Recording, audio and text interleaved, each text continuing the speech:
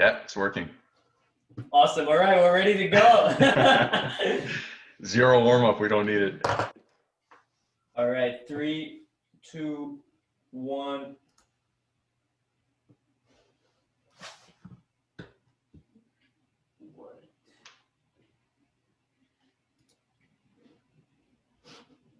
One sec.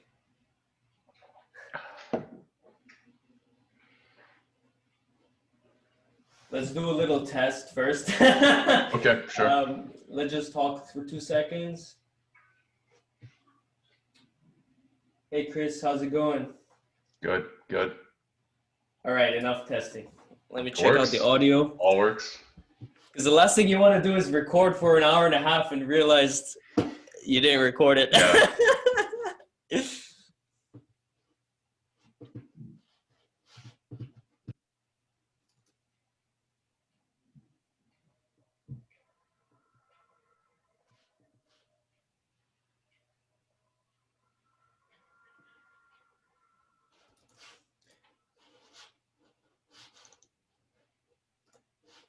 Okay, perfect. The test worked.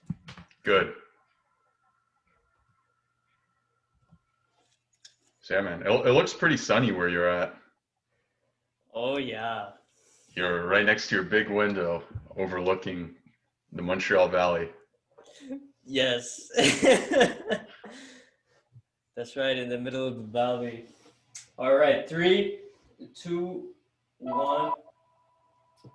Hey guys, this is Hagop Talk, episode 5, and with us today is Chris.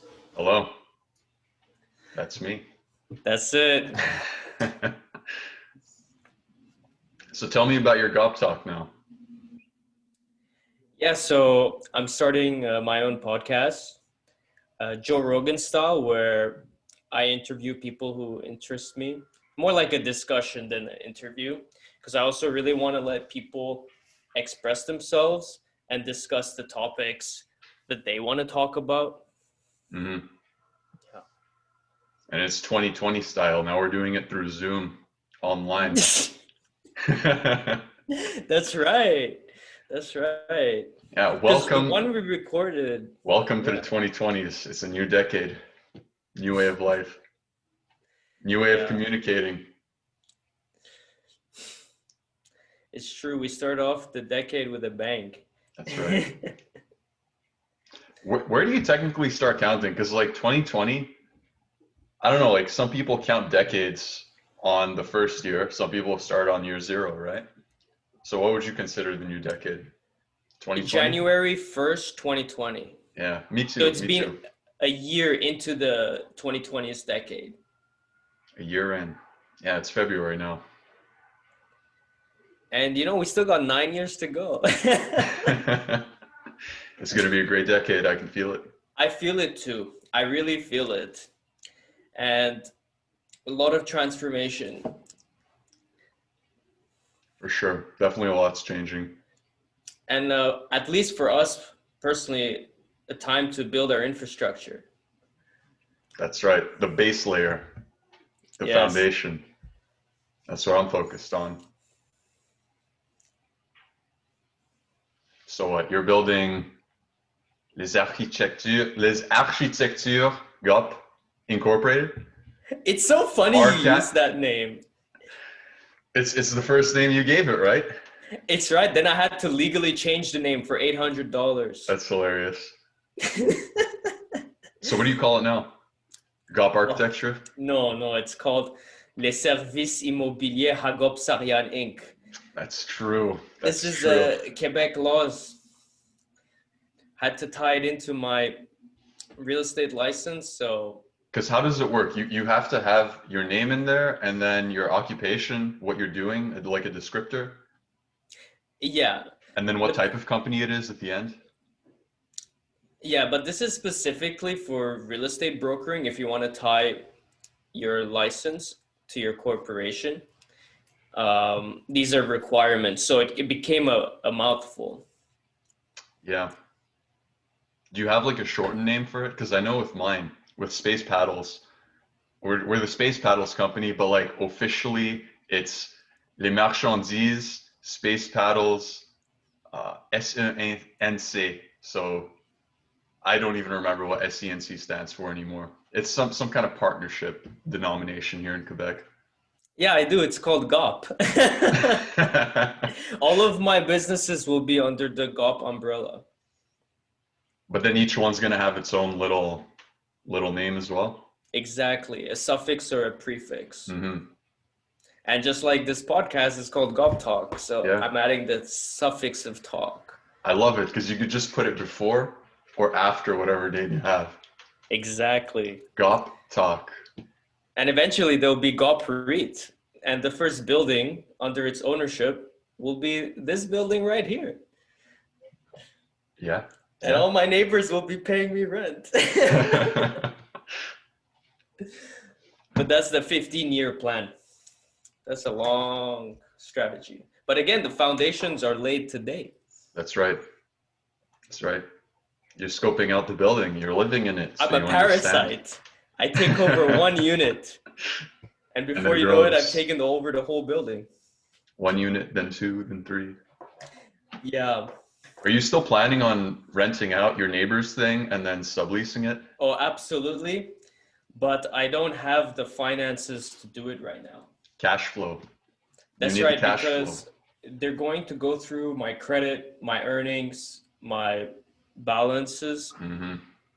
If I go through with the second application, and they're going to be like, why does this guy want 2 units? What's he doing?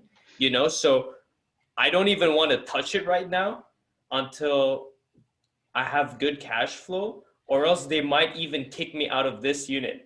Because while they're revising it, they're like, whoa, yeah, what is he even doing with this one, you know? Mm-hmm. Although they're pretty lenient here because there's a lot of students. So, I mean, there's a lot of people without cash flow just living off their parents. So, yeah. So they're pretty understanding in your building. Exactly. But right now is not a good time to sublet because everyone's leaving downtown. Mm-hmm. So I'm going to have to wait till COVID restrictions die down and there's interest again to come back downtown. Then it will actually make sense for me to sublet a unit. Yeah, because now they're all coming to where I live and even further out. I mean, rent prices are skyrocketing here right now. It's insane. Yeah. Love the aviators. Me too. And they also act as mirrors in your video frame. So you can see, do you see what I'm seeing now? Look at the view. I see the cityscape, yeah. Look at the city skyline from my aviators.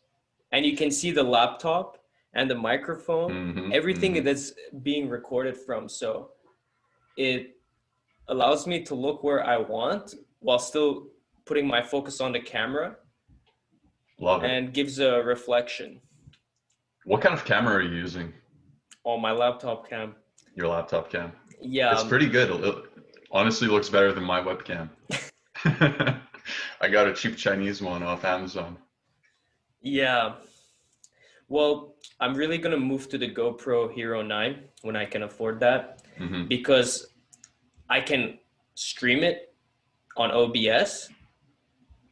But what I really want the GoPro is to just attach it to anything on my motorcycle helmet, in my car. I'll be able to create content I never can with a laptop camera, you know? Absolutely. And the lens is also like that wide angle. The wide angle. And so you get a good view. 4K, 60 FPS, or 1080 at 240 FPS. It's pretty insane. And it has built-in stabilization. That's definitely good for a motorcycle. If you're doing moto vlogs, that would be perfect for that. The high FPS, so you don't have that motion blur. Stabilization, so it's not all shaky, because, you know, our roads aren't always the smoothest thing here. Oh, look, Tubbs just jumped in the frame. Hey, Tubbs. It's like she knows. And she just inserts herself for eternity in this frame. Yeah, look at her just posing there. Looking good in the background. Oh, speaking of which, I'm getting a little puppy soon. Oh, yeah? Yeah. Amazing. My family found one. We're gonna adopt one. She came from up north. They rescued her off, I think, an Indian reserve. Her and like 7 other sisters. And it's cute because they all have like a thematic thing to their names. They're all named after like winter themes. So her name is Siberia. Wow. Yeah. Is Can't she wait, a man. Siberian Husky? We don't really know what she is. She's like definitely husky in her, but maybe also some lab or something else because she doesn't have that complete like wolf-like look to her. But her sister does. Her sister looks a lot more like a husky because we saw 2 of them. We had to pick. It was so hard picking, but like I don't know, her personality was just a little more calm. She kind of just because the other one you'd pick her up and she was squirming, trying to get away, trying to run. But this one was very comfortable. Pick up and she just cuddled in with you, you know? Wow. That's really good to hear. Next Saturday. Well, this Saturday actually. Coming right up. 6 days. 6 days. Maybe she can become friends with your pet as well. They'll meet each other. Yeah, through a Zoom call. Exactly. We'll do this again next week then. For sure. The 2 tubs finally met in the last episode. Really? Yeah, across man. oceans. Tubs Across with the a Z? country. Tubs with an S.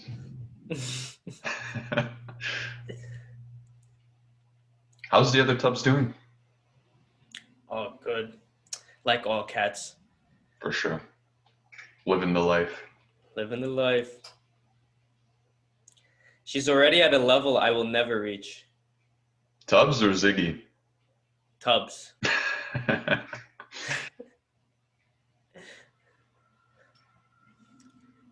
Maybe in another incarnation. Yeah. Exactly. When I incarnate as Tubbs. Exactly. The next time around. Or the dog you're about to adopt. Siberia. And then be taken care of by Chris's family. And then die in the 2040s.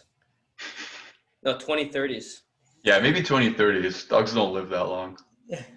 Although my last one lived fairly long. I think 17 years. He was an old Yeah. man by the time he passed. What is that in dog years? Like 17 times 7? Something like 120.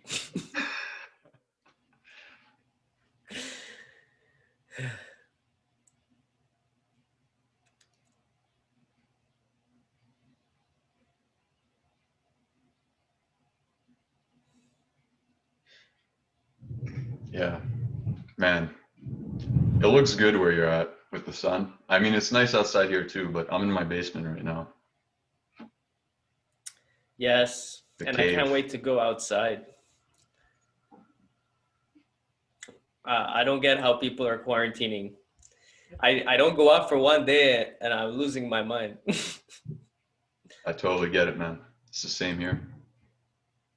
I can't imagine being inside for more than 24 hours. Mhm. Even when it's cold. I mean, like this morning I went for a run and it was beautiful out. Cold as fuck, but still. And how's your biking thing happening? Amazing. Yesterday I had a great day. I was in a good mood. People were in a good mood. Strangers talking to me on the street. One guy was like, "Whoa, good job, man, doing deliveries, doing exercise." And I just got a big smile on my face. People checking me out. You know, I feel wealthy inside. Absolutely, man. And that's the cool thing about downtown too. There's just a lot of people that can talk to you. Like out here, it's rare to find a person when you're out on a run or on a bike ride. I mean, there are, but like, it's not like downtown, so it's completely different. That's why I moved here. It's very social. Mm-hmm.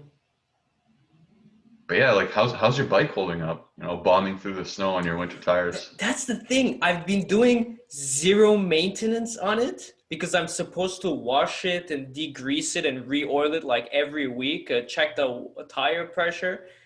I haven't done any of that since November, and it's running like a beast. The single speed bikes are amazing. Oh yeah, they're They just require durable. no maintenance. Durable as fuck. It's I'm throwing it in banks of snow. I'm plowing through banks of snow, and the gears work perfectly. I mean, sometimes there's so much crap in the gears that it turns into a fixed gear bike. But other than that, once the snow dries up, it's back to single speed. Wait, so you're able to shift gears? What do you mean? Because you said a single speed, but it feels like a fixed gear. What did you mean? So a fixed gear is a single speed. Yeah. It's just that the fixed gear is connected directly to the chain. So if the chain moves, if the pedals, if the chain moves, the pedals move. The tires, it all moves together Oh, okay. Wait, so as you a have fixed gear. you have like a free hub in the back where the wheel could spin independently from your pedals? Exactly. I have a Oh, free okay. hub I right see. now. That's my current setup. But the bicycle I bought is really cool because you can flip the back tire and convert it from a fixed gear. From a single speed to a fixed gear where you can't coast anymore. I So right see. now I can coast. Right now I don't need to constantly pedal. But when I I see. transition to fixed gear in spring, that's when I'm gonna learn brakeless biking. And I'm gonna learn how to do tricks, Crazy. and eventually I want to get into wheelies. Yeah. And when you're downtown maneuvering through the cars, you got to know what to do. You need Yeah, that control. yeah. And I've been outpacing car deliveries Oh, at for these sure. shorter distances. Because you get the benefit of kind of behaving as a pedestrian while also being on a vehicle. Exactly, exactly. That's the beautiful thing about bicycle. You can't do that on a motorcycle. I can't get on the sidewalk with a motorcycle. I can't burn red lights on a motorcycle. Hmm. But with a bicycle, it's like you will do that in front of a cop, they won't bother you. It's just accepted. It's accepted. And it's That's also how it because is. it's significantly less dangerous Yeah. that you're riding a bicycle that weighs 20 pounds than riding a motorcycle that weighs 450 pounds or a car that weighs 2,000 pounds or Yeah, 1,000 something like pounds, that. depending on your car. So the most harm you could cause on a bike is most likely to yourself than to anyone else. That's why I feel that enforcement is not as strict on something like a bicycle than a motorcycle or a car. Makes And that's the sense. thing, like I can maneuver like a pedestrian and like a vehicle. And I will do my 45 on a Sherbrooke. I will do my best. I will pedal as hard as I can. I peak at 45. I cannot pedal faster than that. Like even at top speed, I can't hit the 50 just with my legs alone. Well, I would that's need like still an pretty assistant. fast. It's fast. That's really fast. Yeah, that's as far as I can push myself. So I try to go at those speeds on a busy street, but What about downhill? You know, like let's say you go up, I don't know, I don't touch like it. I just Peel or coast. something, and then you head down. I How coast. fast? How fast do you get? Like going down? Like I don't know. How far do you Oh, go out? you're right. I can hit 50 going downhill for Probably, sure. eh? Yeah, Because some yeah. of those hills downtown, like they're pretty long. Oh, they're pretty long, and I have a lot of experience going up them now. That's the shitty part. Do you ever have to get off your bike and walk up because it's just too like slushy, too slippery to pedal uphill? Yeah. If the slope is like 45 degrees, fuck it. I'm gonna walk this. But it depends. If it's the beginning of my shift, I have so much energy, I will pedal up this 45 slope. But after a few hours, I'm out of gas. And that's why I'm getting really excited about getting an electric bike just electric vehicles in general, is that I can assist the power I already have. Yeah. So I can just grind up a hill with the power, and then everything else, I just use my legs. And then the cool thing is when you're headed downhill, you could also recharge your bike You're right. because it recuperates the energy. You're right. But that's an investment for another time. It's to $2,000. The kind of bike I would want to get is $2,000. But I'm like, I'd rather get a Kawasaki Z400 for $4,000 and have something with 40 horsepower Yeah. that can do 200 kilometers an hour then get an electric bicycle for half the price. I'll get the electric bicycle as a luxury after I get my motorcycle. But for now, on my fixed gear, single speed, or my coaster bike, no problem. I'll use my legs. I'll get strong. Man. You're good with that. Yeah, but eventually I will definitely get an electric bike. So then I'll have 3 bicycles, 2 manually powered, 1 with gears, 1 without gear, and then the other one electric. And you know, probably by then with the way things are going, those electric bikes are going to come down in price too. Absolutely. And the technology gets better, batteries get better, speeds get better.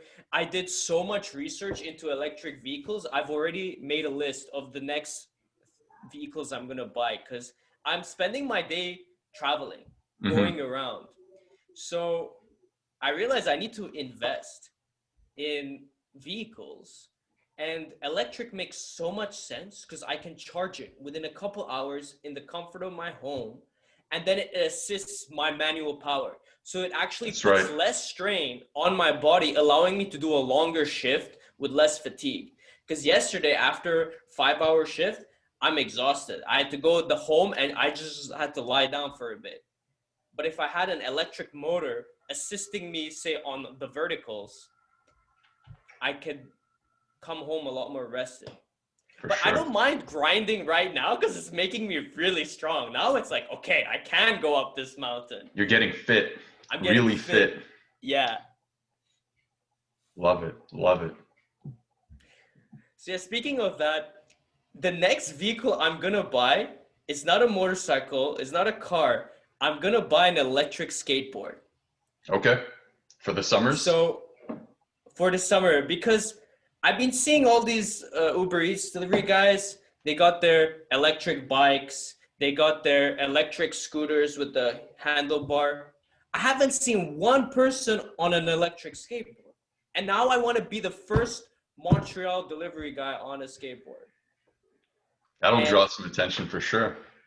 And absolutely. And I'm really excited because I've always wanted to skateboard. I've always wanted to do it, but I just hated powering it. Like you have to step like that. Then after a few meters, you lose power. It makes so much noise. Now that I've been looking at the latest generation of electric skateboards, I'm just blown away. The skateboard I want to buy can do 46 kilometers per hour. I can do Sherbrooke on that at car speed. It's ridiculous. It's crazy because that's like my top speed on a bike going all out. This is hitting that top speed with 0 effort. Just me standing and with my controller pushing forward. What's the range on these skateboards now? Oh, it's amazing. So the one I'm going to get is called the Backfire Zealot. It's a 46 kilometer top speed with 30 kilometer range. Yeah, that's like a full day's work. And if you have to, you just go home and do they have like swappable battery packs?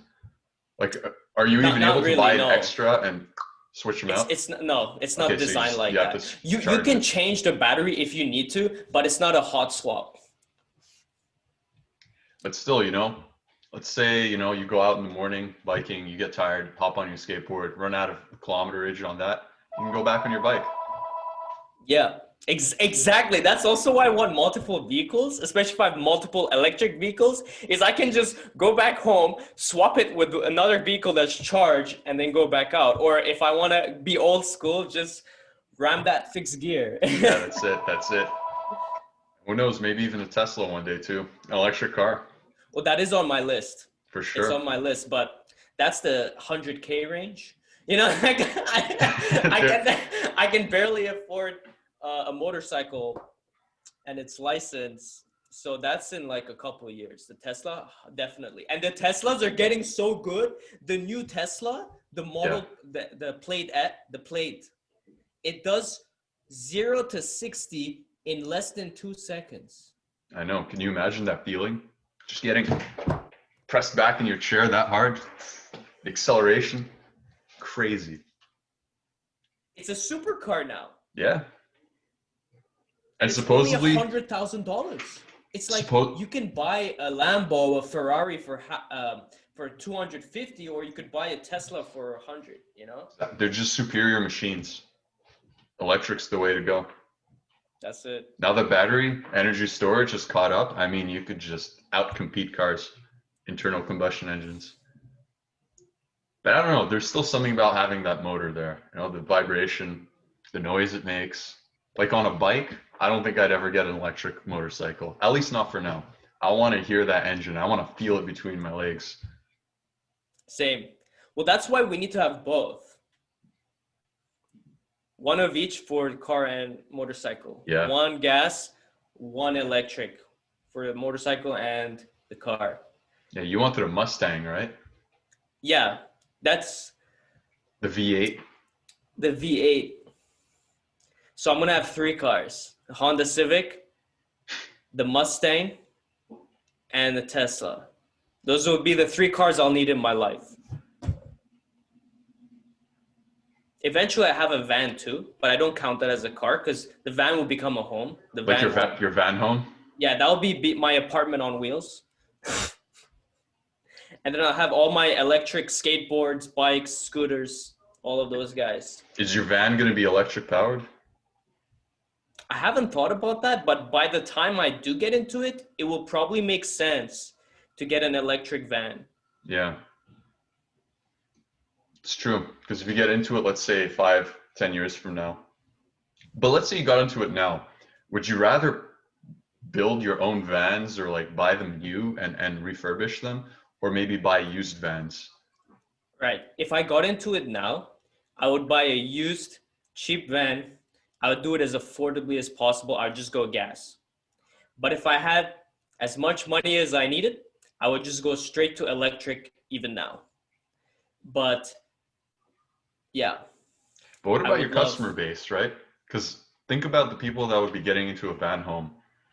I mean, some of them might be like adventurous people who want like a cheaper RV. But I think there's people that genuinely would want to live the van lifestyle, like our age, that kind of nomad.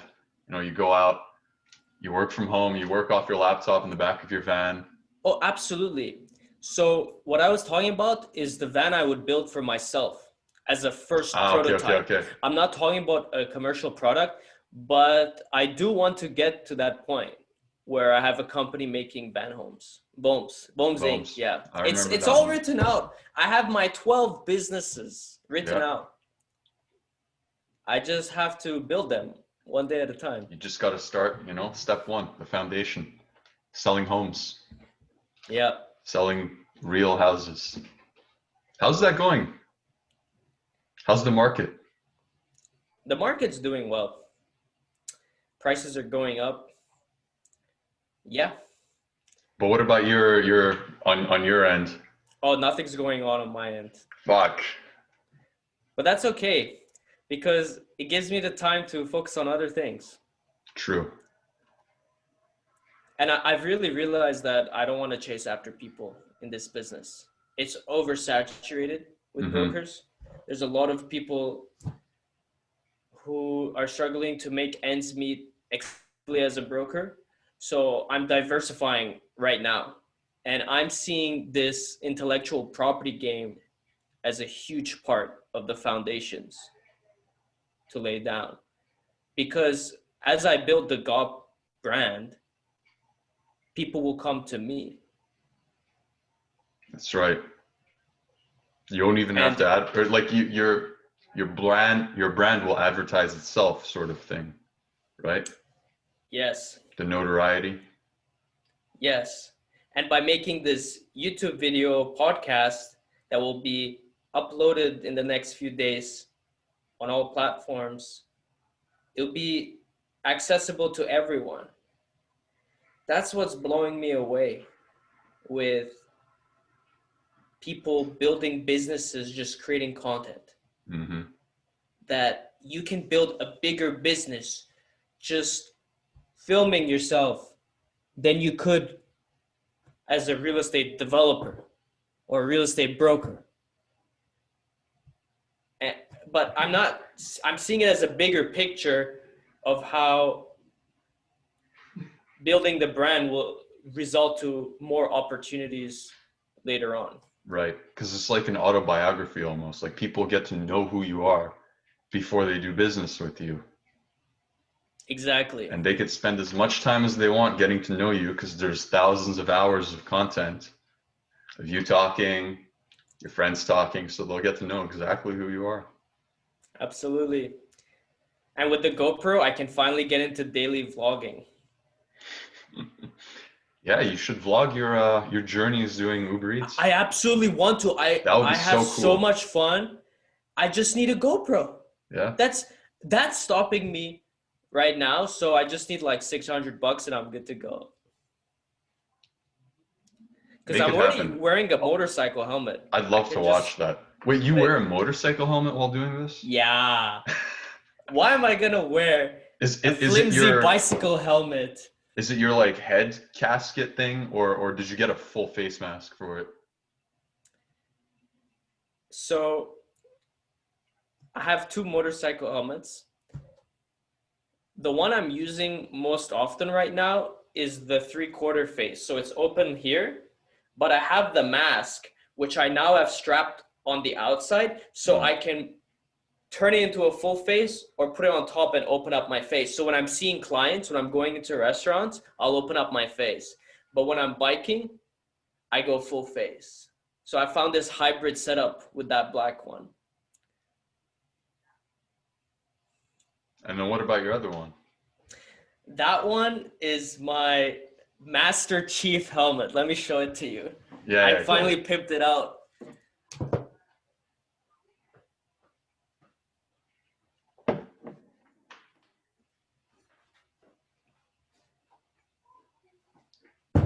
Oh man.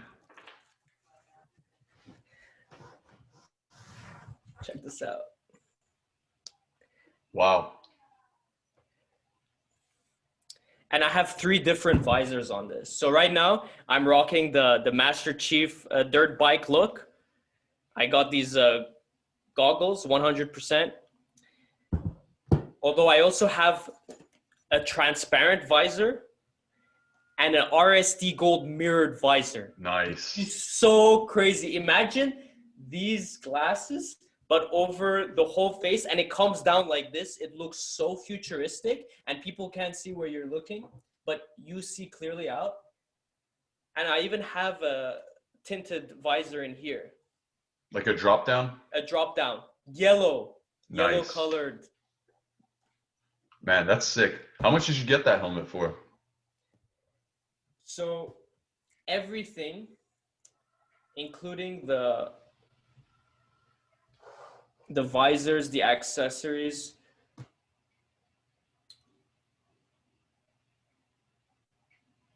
$500. Not bad. Not bad. Not bad, and it's exactly what I wanted.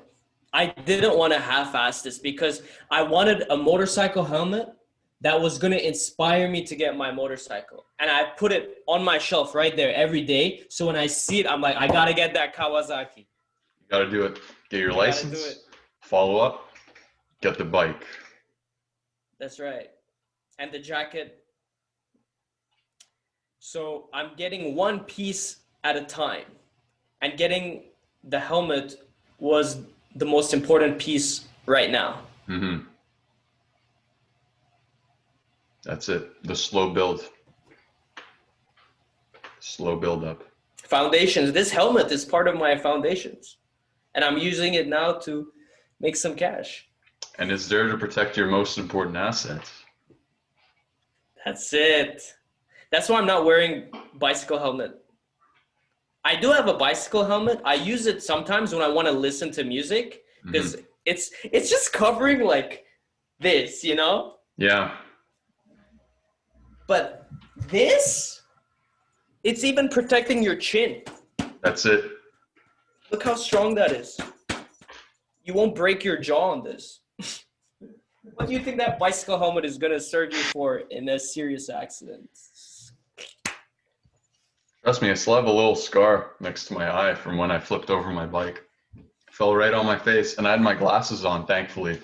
Rock hit me directly in the glasses, and the glasses pushed in, cut right into my face. But imagine if they weren't there, my eyeball would be gouged out. Your story has inspired me to wear motorcycle helmets. Even on a bike, even on a bicycle. Even on a bicycle. And I look cool too. Sure, Master Chief gold look. Love it, man. I love it. Because I'm thinking about getting a second helmet now so I can bring passengers onto my bike too. Exactly. I already have my 2 motorcycle helmets. I just need the motorcycle. So yeah, I'm just wondering, what kind of style can I give my passenger? Should I go with just something basic? Just a plain bright white helmet so it's visible, it's out there, everyone can notice it? Or do I go with something, crazy, like a Master Chief style? Or I was thinking doing like a black helmet, but then putting like gold tape on it, black and gold. I don't know. Still thinking about that. If you want the black and gold, my helmet in black and gold looks so good. So it's the Icon Air Flight. Check it out. And the black version of this looks amazing. I just wanted to get this green color because the textures on it are really cool. It's got some futuristic design on it. And what's so cool is that it already has into the texture some like scrapes. You see that? Yeah. So Yeah, that's it's just got that paint. rugged look. But this will age so well because it will embrace those scrapes. The helmet itself, this color is called Battle Scar. So it's the name says it all. It says it all. And I'm going to write it to my wealth. I mean, financial wealth. I like it, man. It's inspiring me. And you inspired me with your motorcycle and your gear and riding with you. That was so much fun. Unforgettable. That was one of my best. That was one of the best days of 2020 for me. Oh yeah. We went paddling on the water. Nice long bike ride. Avoided the cops a bit too. Remember when we were like side by side with the cops, and I had to take the right turn to try and unbelievable. And this summer, we're going to go biking together. Now I have 2 bikes. And eventually, I'll have the whole fleet. You can take the skateboard. I'll take the scooter or the fixed gear. It's like we'll swap out. If we're like 4 or 5 guys. Amazing. We'll grab all my vehicles. We'll go as a squad. I already have 3 helmets. So Man, I'm getting ready. It's incredible living. Riding downtown. It's incredible living in this day and age because there's just so many ways to move. I mean, like some of these I couldn't even imagine like 4 or 5 years ago. An electric skateboard, like what is? Yeah, that's going 46 kilometers an hour. That's nuts.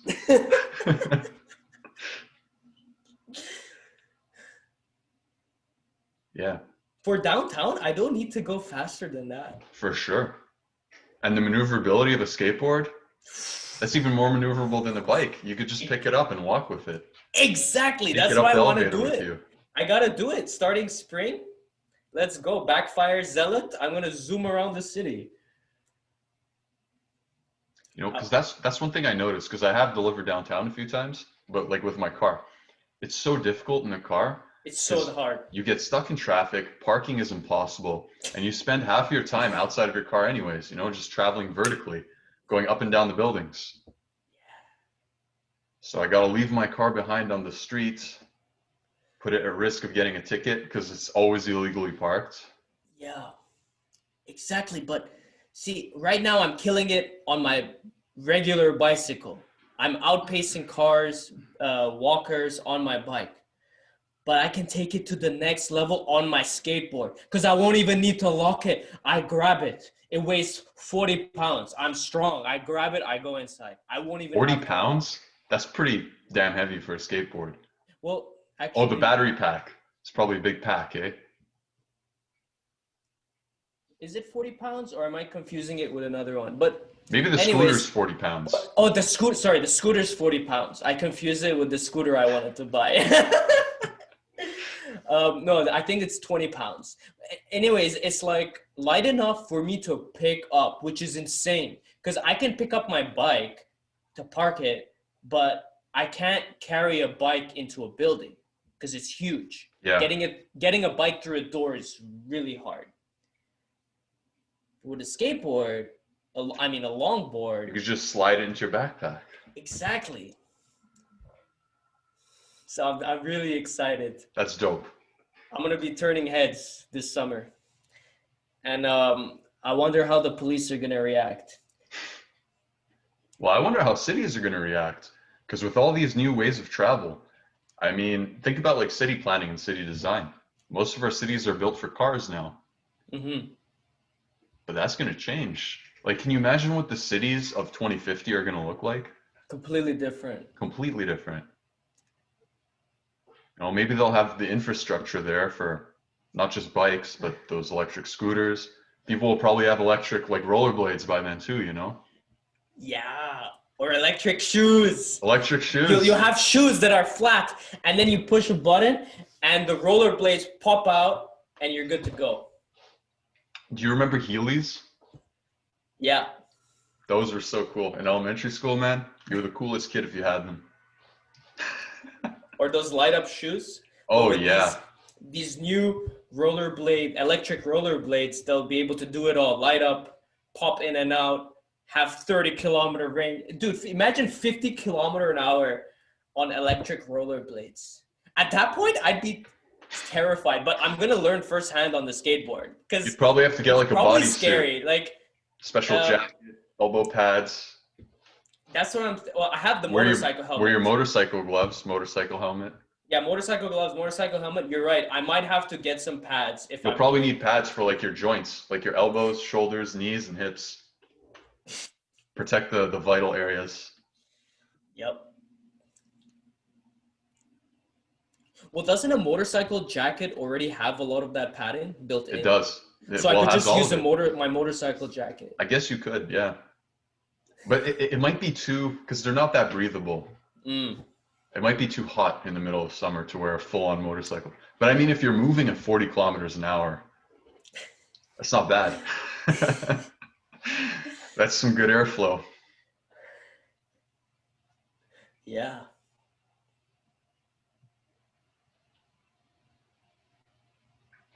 Yeah. Yeah, man. I'm looking forward to coming biking with you then. Sounds like a great idea. Can enjoy downtown on bikes. That's it. Maybe I can bike over too. I mean, it's a bit of a long journey. I'll probably be tired by the time I get there, but still. 40K? Actually, that's not so bad. I could probably do it. It's only 40K to your house. You're a strong man, of course. And it's in here. Yeah. Yeah. Because even when your body is exhausted, you can still push yourself. You know? That's right. Even when you feel like it's the limit, it's probably only halfway there. Yeah, that's what I learned from marathon training. It's like, oh, you think you're out of energy? Keep going. Not even Keep close. Going. You're not done yet. Yeah. Same with the dragon boating, you know? Mm-hmm. You're on your third, fourth race, starting to feel that pressure. Adrenaline starts pumping, and suddenly you're good to go again.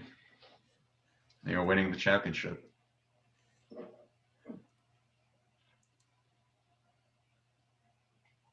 Oh, I love your name, the Practical Philosopher. Yeah.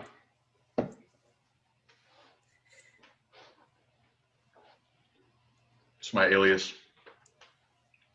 Nice. It's also the name of my channel.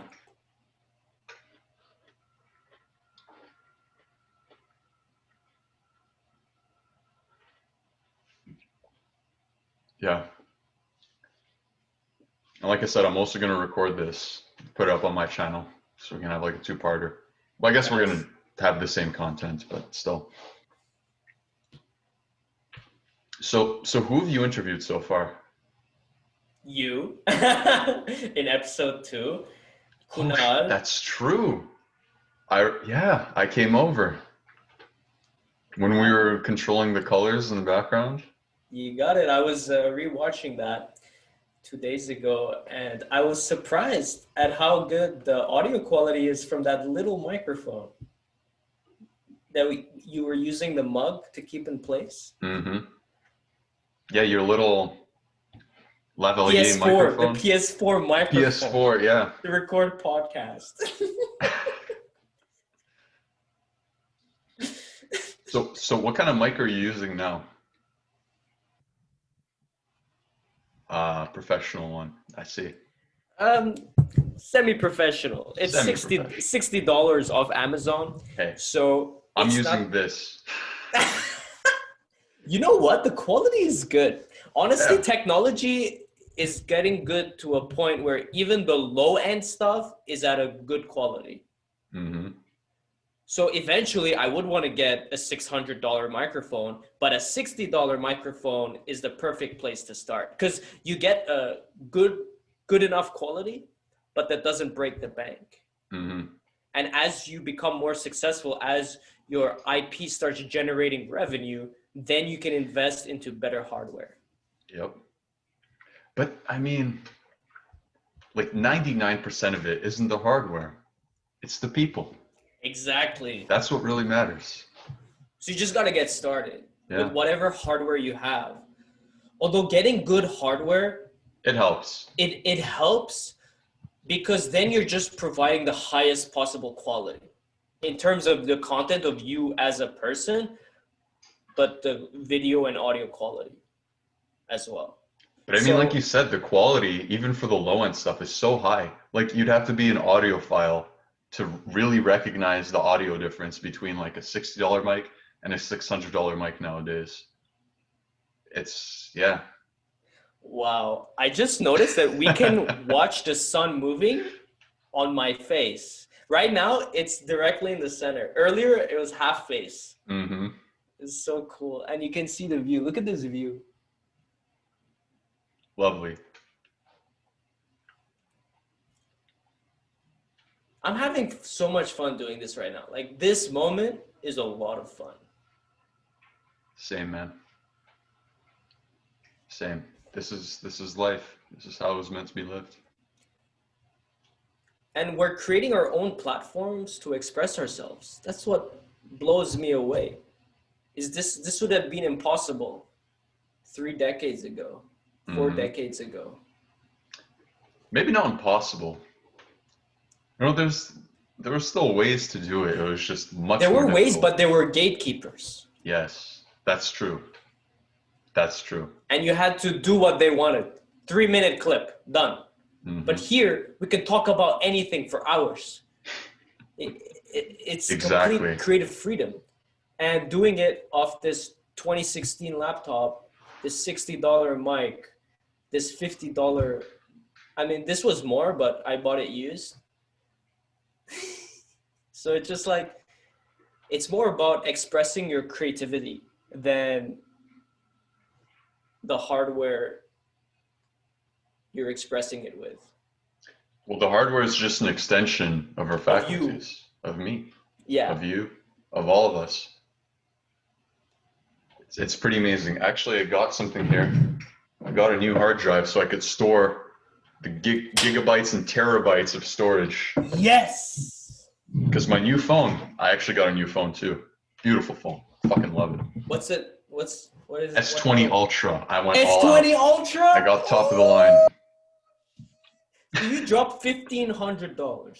Oh, I have a payment plan on it through my provider with Fido. Okay. So I'm paying it out across 24 months. Better for the cash flow. Makes That a way I don't lot have to of drop it sense, all right actually. now. And Because money now is worth more than money later. it's true. In 24 months, there'll be so much inflation that you would have made money. Hmm.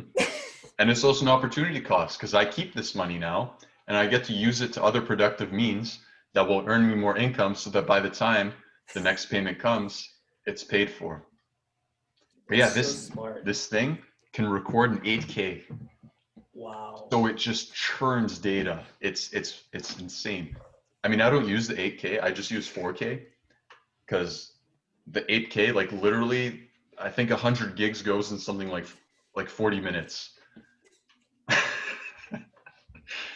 You know, so if you're putting out hours of content every week, you're gonna need 1080. a lot more than one 4 terabyte hard drive. Let me tell you that much. For sure. But 4K is fine. I mean, like there aren't any 8K screens that are like popularly available now anyways. So 4K is beautiful. It's true, but it doesn't hurt to future-proof your content because your content will outlive you. So in 100 years, it might be a bit nicer to watch on 8K than 1080. That's true. If you had that option at the time. But it's also perfectly okay to watch 1080 in 100 years. Oh yeah. I mean, 1080 already looks pretty much all the way there. It's almost real. But And even then, you would have AI that can recreate it, upscale it to a much higher degree, where it could take a 1080 video and turn it into a 3D VR space that you could walk through. That's a very good point. That's actually a very good point. Like your 3D camera thing you did there with your mom's house, the virtual tour. Yeah. You're right, because it's only a matter of time before AI becomes intelligent enough to piece together video. I mean, yeah, I can't even imagine how it would do it. I'm thinking maybe something like it would take many videos and sort of learn, like it would be able to recreate this background. Let's say I took 5 other videos in here from slightly different angles, might be able to interpolate some things and actually build a space. And then it'll be like you're sitting next to me here or with you, if In VR. take together all your GOP talks, your different angles, builds it in VR, then you could sit with GOP and have a conversation with him. Maybe it'll even be smart enough to recognize your speech patterns and recreate conversations like in live time, like an AI version of you. That'll be a real mindfuck because then we'll start to wonder, who we really are. And how do you know the AI is accurately recreating me? You wouldn't know. But how do you know, like, if anyone you're speaking to isn't an AI at that point? You wouldn't know. You would never know. The whole world would become blurred.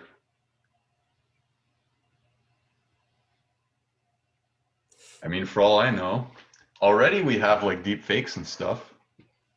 Am I really talking to you, Gop, right now? You're right. Because it's just a video. For all I know, maybe this is a pre-recorded video.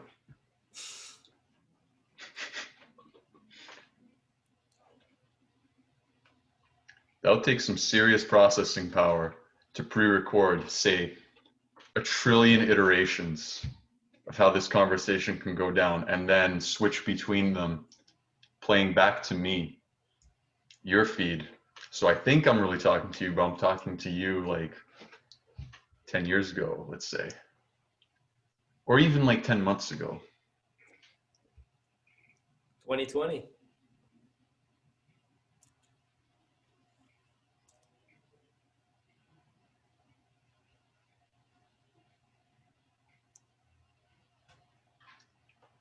But maybe we're not there yet.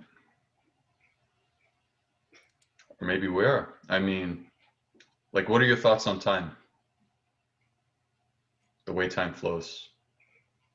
Time flows from a three-dimensional perspective, but from a hyperdimensional perspective, all of time exists. See, there you go. So how can we be sure that now is really now? Our direct experience. But this is what I'm saying with the deep fake videos now, because they're so good at recreating the likelihood or the livelihood of people that you can't really be sure of what you're watching anymore, if it's real or not. If it's just a reconstruction, let's say, of what really was there. And then when you take that to the next level, you could be watching reconstructions in real time, not just pre-recordings. You're right.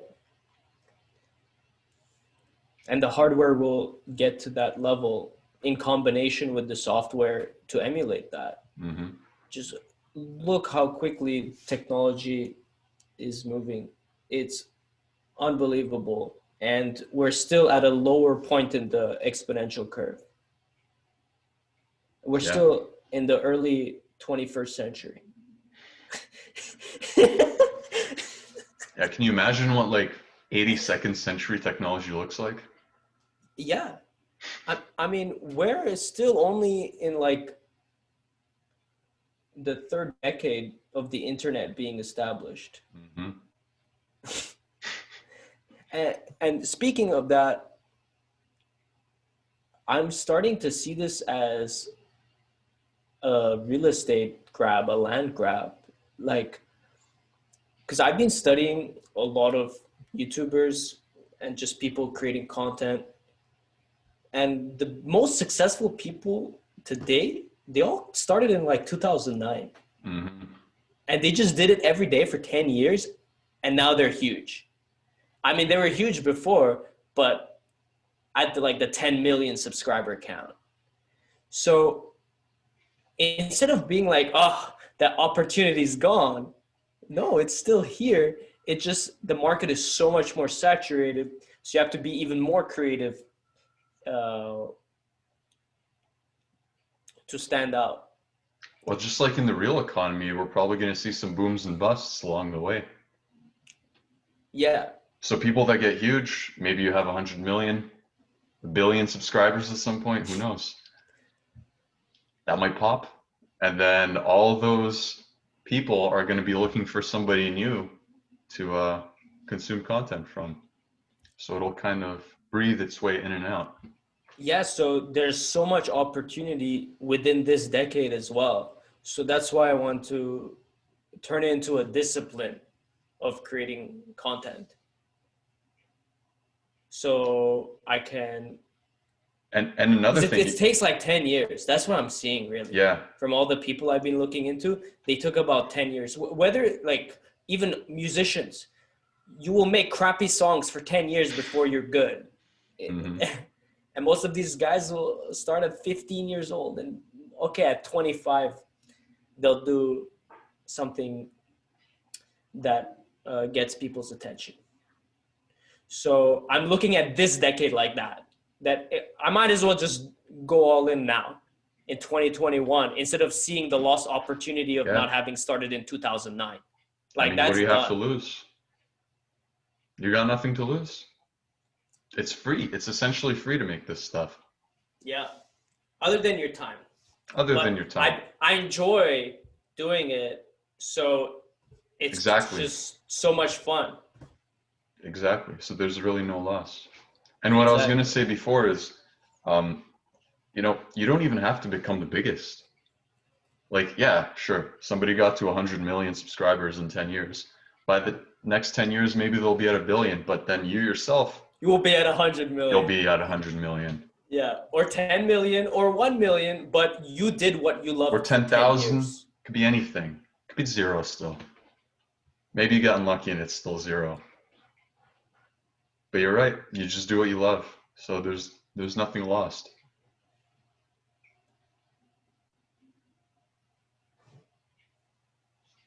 I mean, as far as I'm concerned, I'm just hanging out with my friend right now. That's it. No big deal. With Tubbs. And Tubbs still in the background, just chilling.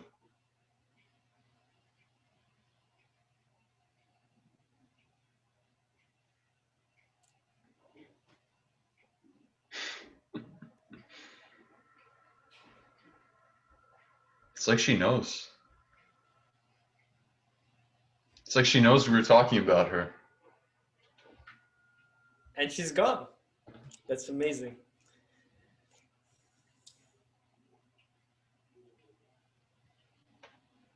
Yeah.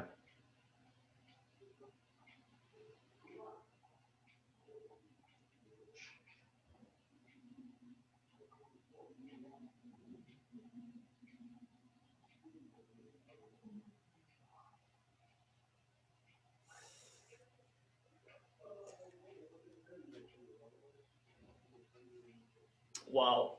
It's so cold that all the hot air coming out of buildings is immediately condensing. So I just see plumes of white smoke from all the building tops right now. Clouds forming right before your eyes. That's right. The buildings are forming clouds.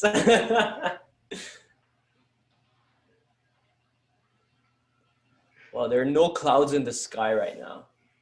It's all blue.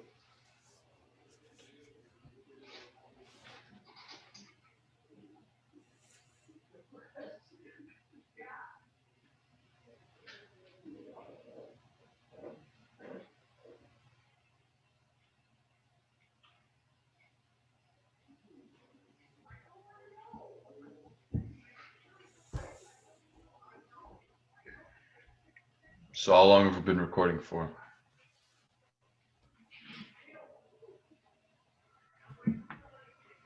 Almost an hour? Looks like an hour. Nice. I can't even see. There's so much sun in my face. I can't see the screen. Well, I can see, I see the shadow moving. It's coming across your face now. The shadow's gonna leave soon. It's been 1 hour. Wow.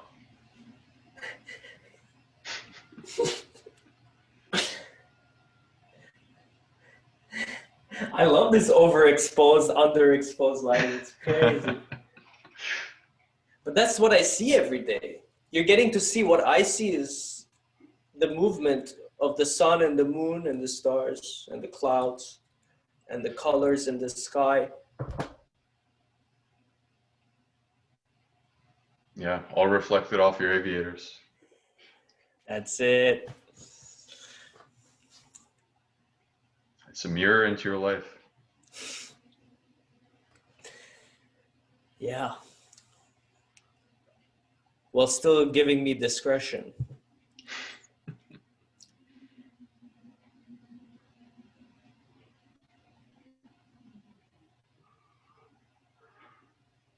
Yeah, you can see exactly where I'm looking. Could be looking there, could be looking there. See my eyes.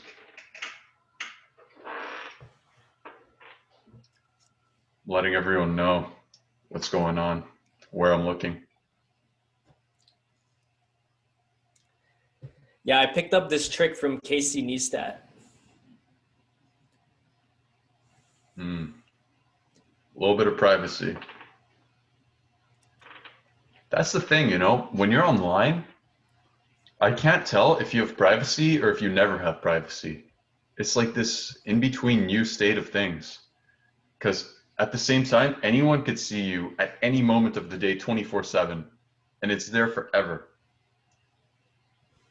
But like, it's not you. They're not interacting with you. There's this kind of insulation, like a digital insulation. It's like a past version of you they're interacting with. That's right. A reproduction. Reproduction. So that's what I mean. I can't tell if it's very private to have an online presence or very public to have, like it's almost both. Because nobody's really gonna directly talk to me unless it's right now, like you and I. But people that, you know, might comment on our videos, it's like this distanced thing. But yet I'm always there. You see what I mean? I'm always there in something like Even after you're dead. I can never leave. It's always going to be there. That's right. So it's just strange to be in this kind of superposition of things, you know? I like that. Superposition. That's right. The superposition of waves. We're just reproducing it here on the internet. Through electrical signals that are being recorded right now and reproduced indefinitely As ones and zeros as ones and zeros. on hard drives, on SSDs, That's right. on some server somewhere. Maybe servers we don't even know about, servers we never even consented to. Somebody's hacking this conversation somewhere, surely. That's right. Let's make a shout out to the hacker. What's up? I know you're listening.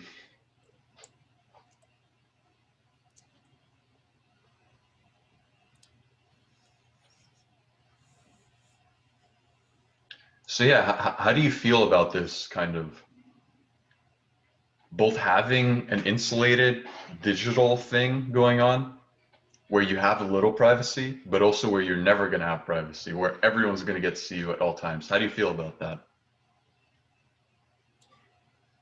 I'm coming to terms with it because I do want to express myself, and this is the most practical way to do it, to get the reach. It takes some practice, I find, and learning how to deal with it. Mm-hmm. And this podcast is great for that. Just being comfortable recording yourself and making it public. Because I learned so much from the first podcast. Life chatter. That's right. You're right. So now I know what to say and what not to say at a privacy level. Mm. Because sometimes you do reveal things that are way too personal, and then that's just there forever. Because even if you deleted it, someone's recorded it. That's right. Someone's taken a snapshot or ripped out the video, the audio. It's a permanent record. Yeah. I have some YouTube videos recorded because I know they're going to get removed, you know? Me too. I back all of them up, and not even on one place, on two places. Yeah. Just in case. Because you want to be in control of the source. Because say I didn't have any backups, who's to say that YouTube's not just going to destroy my channel, delete everything? I need the backups. They totally have a right to do so. It's their platform. And I'm using it for free. Well, I am paying premium right now, but still. But it's good for me because when I'm out and I want to listen to music, I can do it off my phone. Yeah. Yeah, and especially with the state of the world today, with all this censorship happening. I'm actually starting to wonder if this is going to kind of spawn a new wave of competition for YouTube, uncensorable platforms, maybe using something like cryptocurrencies, where it's censorship resistant. Because right now, I mean, YouTube has ultimate power over what it can show you. Its algorithms, you know, the whole thing runs on an algorithm to recommend things for people. So even if they don't completely ban you off their platform, they can kind of ban you in the shadows or put you in the shadow where no one's going to find you. Where when you search up a video, it'll link you to 100 different things and you're like the 101st down the list, you know? But even going deeper than that, I think there are governments out there asking YouTube to get rid of certain content. Same with Facebook, same with maybe Twitter, definitely TikTok. I mean, China's probably telling them what they can and can't show. So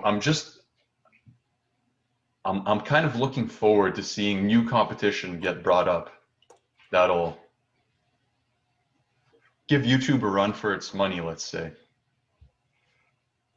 I agree with you. I watch so many YouTubers who will silence themselves because they don't want to get demonetized.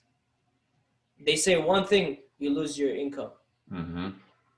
So there's a serious punishment to the point where people censor themselves before the AI even does it. Mm-hmm. Before a political party gets rid of something, you've already done it yourself. And I was watching Jake Tran's video on Chinese billionaires disappearing, and it's terrifying. Of you say something bad once on the government, next thing you know, you've been abducted, even though you're a billionaire. That's right. All for censorship. All that money, all that power, and even that can't protect you. Yeah, because they have their own CIA and they go around abducting people. Regardless, even if you hide in the US, they will come for you. You've said something bad about the party, game over. And it's not just like that there, it's like that everywhere. Every country is censoring people because of this. Because now we can all here's the thing, we all have a voice now. We can all express ourselves and show it to everyone in the world instantly.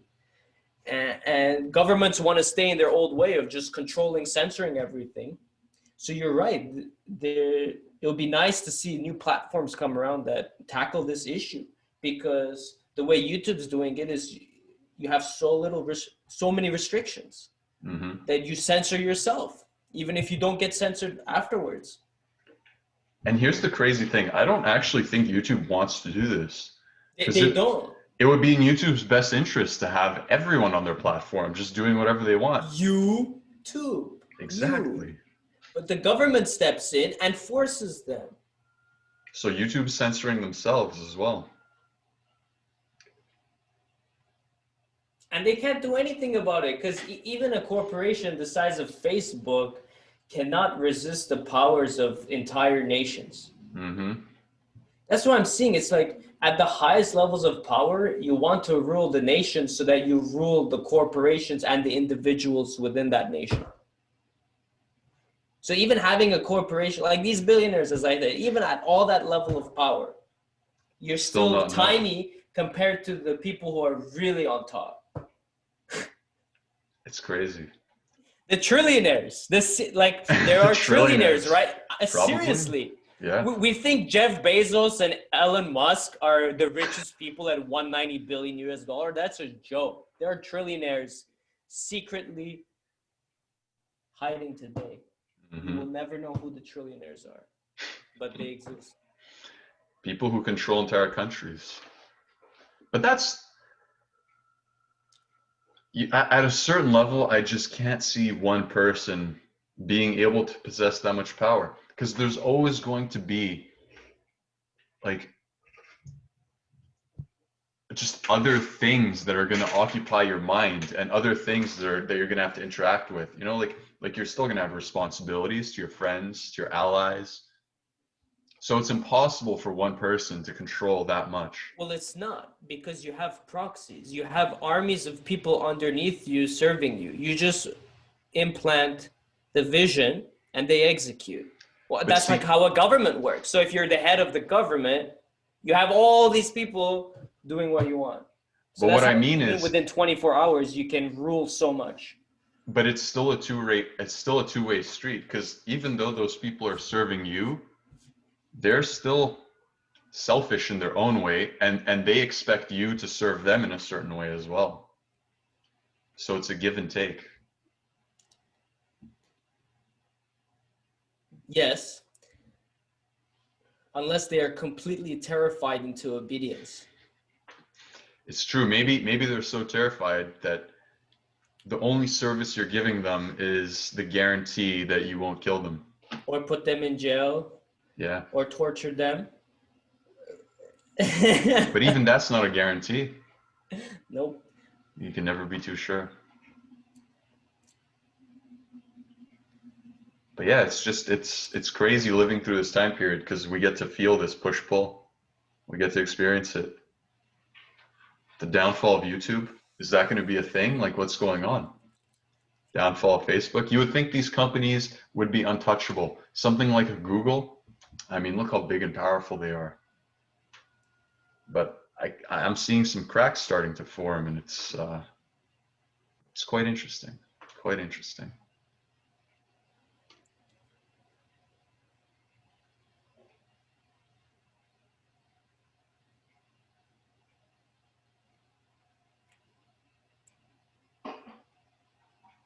Yeah, now your shadow's half.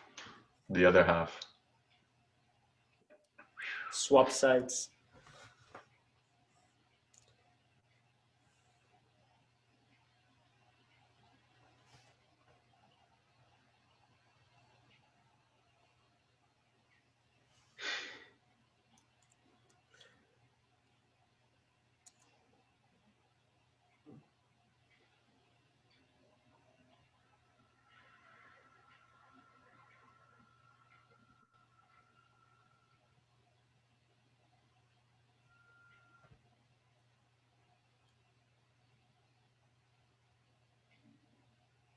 So how much longer do you want to go for here?